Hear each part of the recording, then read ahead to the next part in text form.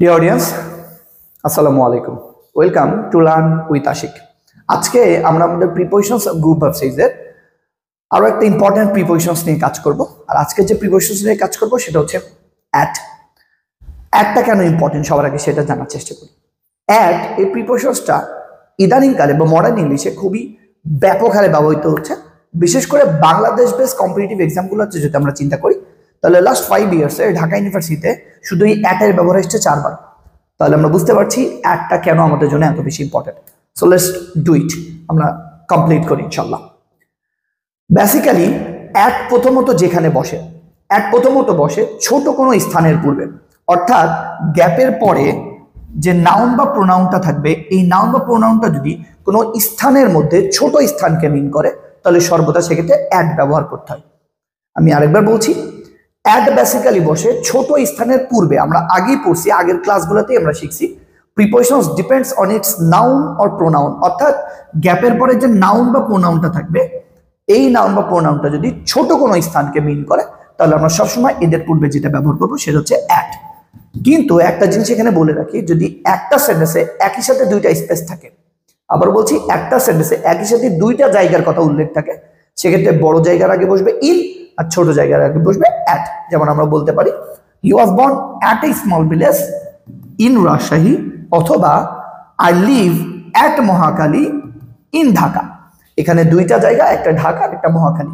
এক্ষেত্রে ছোট জায়গাটার আগে অ্যাট এবং বড় জায়গাটার আগে ইন বসবে। আই হোপ এই বিষয়টা আপনার ক্লিয়ার ইনশাআল্লাহ। The next one is most important. এটা হচ্ছে আপনি বলতে পারেন সব থেকে ইম্পর্টেন্ট, বিকজ ঢাকা ইউনিভার্সিটিতে এটা সচরাচর দিচ্ছে। এই বছরও ঢাকা ইউনিভার্সিটি অ্যাডমিশন পরীক্ষাতেও এই অ্যাটের ব্যবহারটা দিচ্ছে। এটা হচ্ছে নির্দিষ্ট কোনো স্থান বোঝালে গ্যাপের পরে যে নাউন বা প্রোনাউনটা থাকবে, এটা যদি নির্দিষ্ট কোনো স্থান বোঝায়, এই নির্দিষ্ট স্থানটা যদি আমি স্পেসিফিক্যালি বলি, স্ক্রিনশট নিয়ে রাখবে, এটা আপনাদের সারা জীবন কাজে লাগবে। নির্দিষ্ট স্থান স্পেসিফিক্যালি যদি বলি, গ্যাপের পরে যে নাউনটা থাকবে, এই নাউনটা যদি কোনো ইউনিভার্সিটির নাম হয়, কোনো বাস স্টপের নাম হয়, কোনো হসপিটালের নাম হয়, অথবা কোনো রেল স্টেশনের নাম হয়, অথবা এয়ারপোর্টের নাম হয়, এই জায়গাগুলো কিন্তু দেখতে অনেক বড়। দেখতে যত বড়ই হোক না কেন, এই জায়গাগুলো যদি কোনো স্পেসিফিক নাম হয়, যেমন university, bus stop, hospital, railway station, airport, সেক্ষেত্রে সর্বদা এদের পূর্বে অ্যাট বসে, অন্য কোনো প্রিপোজিশনস বসে না। এটা একদম ঝাড়া মনে রাখতে হবে, এদের পূর্বে সর্বদা অ্যাট বসে, অন্য কোনো প্রিপোজিশনস বসে না। আমরা যদি একটু এক্সারসাইজগুলো দেখি, প্লিজ লিভ দ্য কি ড্যাশ রিসিপশন। এই যে রিসিপশন, এটা একটা নির্দিষ্ট জায়গা, আর এই নির্দিষ্ট জায়গার আগে সর্বদা আমরা যে প্রিপোজিশনটা ব্যবহার করব সে হচ্ছে at. There was a long queue of people dash the bus stop. এই যে বাস স্টপ, এটা একটা নির্দিষ্ট জায়গা, তাই এর আগে সবসময় বসবে অ্যাট। আবার আমরা বলতে পারি my father forgot his umbrella dash home। এই যে হোম, এটাও একটা নির্দিষ্ট জায়গা, এর আগে অ্যাট বসবে। আমরা যদি এখানে হোম না দিয়ে দিতাম অক্সফোর্ড ইউনিভার্সিটি, তাও কিন্তু অ্যাট হতো।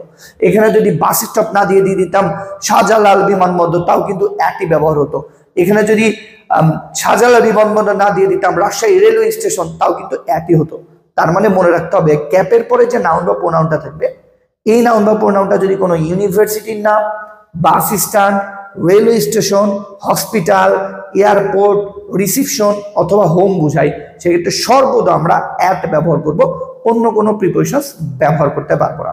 আই হোপ এই দুইটা জিনিসই আপনারা ক্লিয়ার। নাম্বার 1, ছোট স্থান বোঝালে সর্বদা অ্যাট বসে। আর এই ছোট স্থানের মধ্যে এক্সেপশনালস হচ্ছে এইগুলা, এই জায়গাগুলা দেখতে বড় মনে হলেও আসলে ছোট স্থান হিসেবে গণনা করা হয় বা ধরা হয়ে থাকে, কারণ এখানে কেউ স্থায়ীভাবে থাকতে যায় না। তাই এগুলা ছোট স্থান, আর এই ছোট স্থানে সর্বদা অ্যাট বসবে। আই হোপ এই বিষয়টা আপনারা clear. The next one is অ্যাটের এই ব্যবহারটা, এখন যে ব্যবহারটা শিখবো, এইটাও মডার্ন ইংলিশে অনেক বেশি আসতেছে, এটা আমরা শেখার চেষ্টা করব। সেটা হচ্ছে গ্যাপের পরে যে নাউন বা প্রোনাউনটা থাকবে, এই নাউন বা প্রোনাউন যদি কোনো তাপমাত্রা বা গতিকে মিন করে, আমি আবার বলছি তাপমাত্রা বা গতিকে মিন করে, যেমন 100 ডিগ্রি সেলসিয়াস অথবা 200 মাইলস, এগুলো হচ্ছে তাপমাত্রা বা গতি। এই তাপমাত্রা গতি মিন করলে সর্বদা এদের পূর্বে অ্যাট ব্যবহার করতে হবে, অন্য কোনো প্রিপোজিশনস ব্যবহার করা যাবে না। যেমন আমরা খেয়াল করি water boils dash 100 degree Celsius, 100 degree সেলসিয়াসে এটা পানিকে ফুটাইতে হবে। পানি 100 ডিগ্রি সেলসিয়াস কি তাপমাত্রা, আর তাপমাত্রার পূর্বে সর্বদা ব্যবহার করবো at.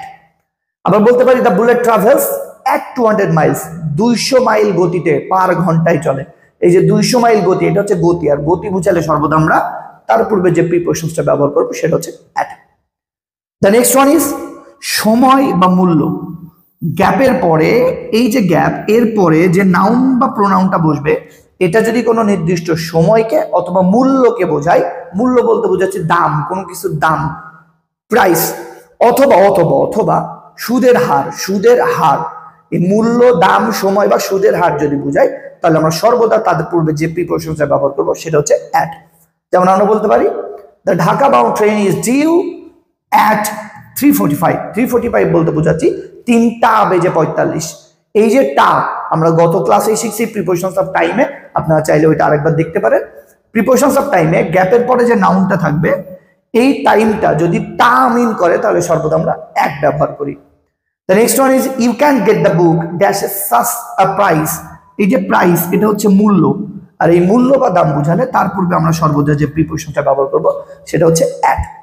And the next one is the book has been priced dash 400 টাকা। এই যে 400 টাকা, এটাও কিন্তু দাম, এই মূল্য বা দাম বোঝালে এর পূর্বে আমরা যে প্রিপোজিশনটা ব্যবহার করব সেটা হচ্ছে অ্যাট।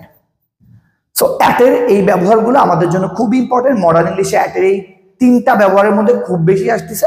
আমরা যদি একবার রিক্যাপ করার চেষ্টা করি, সময়, মূল্য, তাপমাত্রা, গতি বা সুদের হার, একসাথে করে লিখে রাখবেন। তাপমাত্রা, গতি, সময়, মূল্য বা সুদের হার, এদের পূর্বে সর্বদা অ্যাট বসে।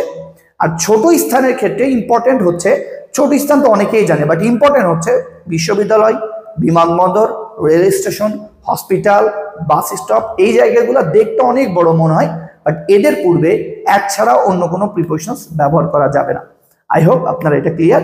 দেখা হচ্ছে নেক্সট ভিডিওতে। Thank you so much.